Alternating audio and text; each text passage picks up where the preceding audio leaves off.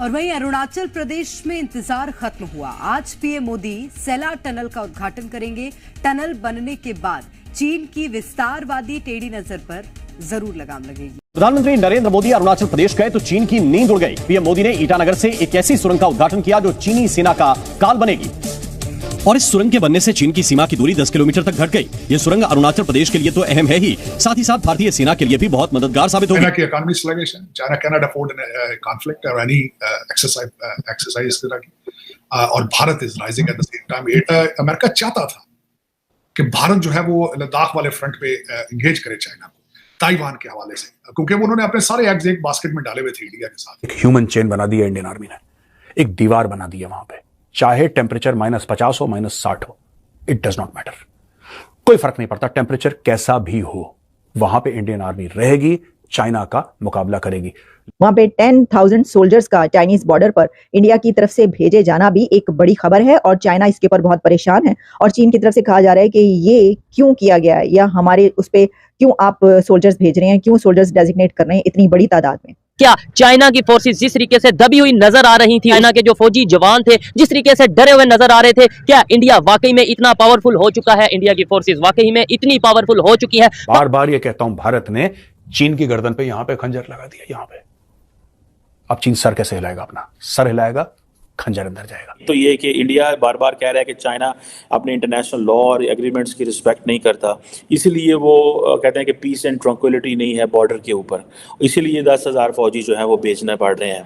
और China relevant agreements भी observe नहीं कर रहा, फिर मिलिट्री डिप्लोमेसी भी कंटिन्यूसली नाकाम होती जा। जय हिंद दोस्तों, स्वागत है आपको मेरे इस चैनल पे। दोस्तों, कुछ इस प्रकार से अब चीन का भी सांस रोकेगा भारत। पूर्वी लद्दाख में चीन के साथ सीमा संघर्ष के 4 साल पूरे होने को हैं। वहीं प्रधानमंत्री नरेंद्र मोदी ने आज शनिवार 9 मार्च को अरुणाचल प्रदेश में चीन के पास ही सेला सुरंग का उद्घाटन कर दिया है। इस सुरंग का निर्माण 825 करोड़ रुपए में हुआ है, जो तेजपुर से तवांग को जोड़ने वाली सड़क पर पश्चिम कामेंग जिले में 13,700 फीट की ऊंचाई पर है। इसकी आधारशिला पीएम मोदी ने फरवरी 2019 में रखी थी। सेला सुरंग भारत की सबसे ऊंची पहाड़ी सुरंग सड़क है, जो भारतीय सेना को अरुणाचल प्रदेश में दोनों देशों के बीच विवादित सीमा तक हर मौसम में संपर्क बनाए रखने में मदद करेगी। इस सुरंग के प्रोजेक्ट को अंजाम सीमा सड़क संगठन BRO ने दिया है, जिसमें 2 सुरंगें और 1 लिंक रोड शामिल है। सुरंग एक 980 मीटर लंबी सिंगल ट्यूब होगी। सुरंग 2 1555 मीटर की होगी, जिसमें यातायात और एक आपातकालीन सेवाओं के लिए एक बाइलेन ट्यूब होगी। इन दोनों सुरंगों के बीच लिंक रोड 1200 मीटर लंबी होगी। वास्तविक नियंत्रण रेखा LAC के पास होने की वजह से सेला सुरंग भारतीय सेना के लिए रणनीतिक रूप से मददगार साबित होगी। ये सुरंग तवांग को अरुणाचल प्रदेश के उन हिस्सों से जोड़ती है जो अक्सर बर्फबारी या फिर भूस्खलन की वजह से बंद हो जाते थे। इसके बनने के बाद तवांग जिले तक पहुंच बनी रहेगी। सेला सुरंग के बारे में एक अधिकारी ने बताया कि इसके अंदर कई तरह की सुरक्षा के उपाय किए गए हैं। कोरोना वायरस की वजह से फैली महामारी के कारण इस सुरंग के निर्माण में देरी हुई। इस सुरंग के बनने के बाद तवांग के जरिए चीन की सीमा की दूरी 10 किलोमीटर तक घट जाएगी। इस टनल के शुरू हो जाने से मौसम चाहे कैसा भी हो, भारतीय सेना आसानी से चीन से लगने वाली सीमा तक पहुंच जाएगी, क्योंकि भारी बर्फबारी की वजह से 3-4 महीने वहां तक पहुंचना बेहद मुश्किल हो जाता है। यानी कि मैं बार बार ये कहता हूं, भारत ने चीन की गर्दन पे यहां पे खंजर लगा दिया, यहां पे। अब चीन सर कैसे हिलाएगा? अपना सर हिलाएगा, खंजर अंदर जाएगा। मालदीव्स के अंदर ही चाइना अपना बेस बनाना चाह रहा था ना। मालदीव्स के अंदर ही उसने 50 साल के लिए एक मालदीव्स का आइलैंड लीज पे ले लिया था, याद होगा आपको, क्योंकि उसने लोन इतना दे दिया, मालदीव्स वापस नहीं कर पाया। वही हरमन टोटा वाला प्लान उसने मालदीव्स में करा। बोला यहां पे, भारत ने बोला तुम यहां पे, तो तुम्हारे बेटा मुंडे के ऊपर हम बैठेंगे। वहां पे जाके इंडियन नेवी बैठ गई है, और वहां पे इंडियन नेवी बैठ गई है, बड़ी मौत आ रही है चाइनीज को। चाइनीज अखबार ये कह रहे हैं क्यों इंडिया ऐसा कर रहा है यार, इंडिया ऐसा कर कैसे सकता है? और क्या कर सकता है? अपनी जमीन में, अपने लैंड पे, अपनी जमीन पे अगर हम कुछ करते हैं तो इसमें तुम्हें क्या प्रॉब्लम है? मैं आपको बताता हूं प्रॉब्लम क्या है। चाइना ने जो इतने पैसे खर्च करे, चाइना ने जो मालदीव्स को इतने पैसे दिए, सब कुछ करा एक माहौल बनाने के लिए, क्योंकि मालदीव्स के बिल्कुल सीधा ऊपर देखिए, यहां पे मालदीव्स है, और अगर आप सीधी लकीर खींचिए हल्की सी ऐसे करके, हल्की सी तिरछी, ऊपर गवादर पोर्ट है। गवादर कहां है? बलूचिस्तान, पाकिस्तान में। वो चाइना, यानी कि चाइना इस पूरे एरिया से घेरना चाहता है। यहां से साउथ चाइना सी से बिल्कुल नीचे आएगा, करते करते करते करते ऐसे घूम के भारत को, यानी कि पूरे भारत को, ये पेनिनसुलर इंडिया जो पूरा नीचे वाला हिस्सा है, पूरा घेर लिया। ये चाइना चाहता था। अब इंडिया ने क्या करा? इंडिया ने गेम पलट दिया दोस्तों। इंडिया ने दे दी फिलीपींस को ब्रह्मोस मिसाइल, और फिलीपींस डेली से टकराता है चाइना के साथ, डेली। इतना संभल के चाइना के खिलाफ खड़ा हो गया है और डेली से टकराता है उससे। वियतनाम से भी हमारी बातें चल रही। वियतनाम क्या मांगता है? देना चाहिए, देंगे उसको। तो जैसे जैसे चाइना अपने पैर फैला रहा है, भारत उसको चेकमेट कर रहा है। शतरंज में उसको कहते हैं एक चाल शय और मात। भारत ने हर जगह चाइना को चेकमेट करा है। और ये जो आईएनएस जटायु बना है दोस्तों, इससे चाइना बहुत दुखी है। मैंने आपको बोला ना, ग्लोबल टाइम्स टसुए बाहर है, भारत ऐसा कैसे कर सकता है, भारत ने क्यों करा ऐसा। यानी कि भारत ने अपनी ही जमीन पर नेवल बेस कैसे बना लिया। आपको हंसी आ रही होगी, चाइनीज को हंसी नहीं आ रही, उनको आंसू आ रहे हैं दोस्तों। तो ये स्टोरी है नेवल बेस की, और किस तरीके से भारत ने पूरे एक सिस्टम को, यहां पे 10,000 बंदे डाले हिमालयन रेंजेस पे एडिशनल, तो लाखों ट्रूप्स वहां पे हो गए। यहां पे चाइना, भारत को पता है, देखिए झड़प हिमालय में होगी, युद्ध हिमालय में होगा, लेकिन चाइना को जो दर्द है ना दोस्तों, असली दर्द समुद्र में होगा।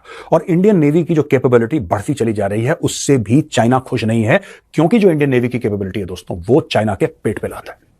पेट पे लात कैसे? यानी कि चाइना का बिल्कुल जो शिपिंग लेन्स हैं, जो चाइना के शिप्स जाते हैं, दुनिया भर के शिप्स आते हैं, कहां आते हैं चाइना? कहां पे? जो उनका इंडस्ट्रियल एरिया है। क्यों आते हैं? सामान लेने के लिए। चाइना दुनिया की एक इंडस्ट्री है, बैक एंड मैन्युफैक्चरिंग है दुनिया भर के लिए। चाइना सब बनाता है, जुराब से लेकर, सुइंग मशीन से लेकर, वॉशिंग मशीन से लेकर, टेलीविजन से लेकर, चाइना सब कुछ बनाता है। वही चाइना की असली ताकत है। वही है, जैसे रावण की नाभि में अमृत था ना, वही, दैट इज द अमृत फॉर चाइना।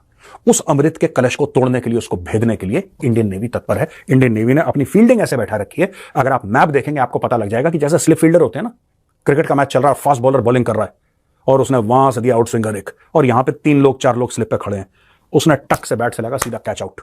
ये भारत ने कर दिया, पूरी फील्डिंग लगा दी दोस्तों, ऐसे बिल्कुल ऊपर से नहीं। अब चाइना फंस गया। इंडिया बार बार 2 चीज़ें हम डिस्कस कर रहे हैं। एक तो ये कि इंडिया बार बार कह रहा है कि चाइना अपने इंटरनेशनल लॉ और एग्रीमेंट्स की रिस्पेक्ट नहीं करता, इसलिए वो कहते हैं कि पीस एंड ट्रंक्विलिटी नहीं है बॉर्डर के ऊपर, इसीलिए 10,000 फौजी जो है वो बेचने पड़ रहे हैं। और चाइना रेलिवेंट एग्रीमेंट्स भी ऑब्जर्व नहीं कर रहा, फिर मिलिट्री डिप्लोमेसी भी कंटिन्यूसली नाकाम होती जा रही है। ये चीज़ें जो हैं, ये ज़ाहिर बात है इंडियंस को ये परेशान करती हैं इन अ सेंस, इस सेंस में कि भाई चाइना जो है वो बड़ी पावर है, वो चीज़ों को डोमिनेट करते हैं बहुत सारी जगहों पे। और जैसे ये बातें कल डॉक्टर राजनाथ सिंह साहब कह रहे थे कि लैंड, एयर और सी से हम हर तरफ से मुकाबला कर सकते हैं, लेकिन दुनिया समझती है कि चाइना जो है वो लैंड, एयर, सी से नहीं करेगा, वो कहीं और से इंडिया पे अटैक करेगा। अब चाइना ये कह रहा है कि हम इससे निकलें कैसे? हिमालय में ब्लॉक, समुद्र में ब्लॉक। यहां पे इंडियन नेवी चाइना को लात मार रही है, इंडियन आर्मी चाइना की गर्दन पे हाथ डाल रही है। वहां मोदी जी कहना नहीं मान रहा, मोदी जी बात ही नहीं मान रहे, बात ही नहीं सुन रहे चाइना की। चाइना कह रहा है मत करो मत करो, मोदी जी कह रहे हैं मैं जाऊंगा।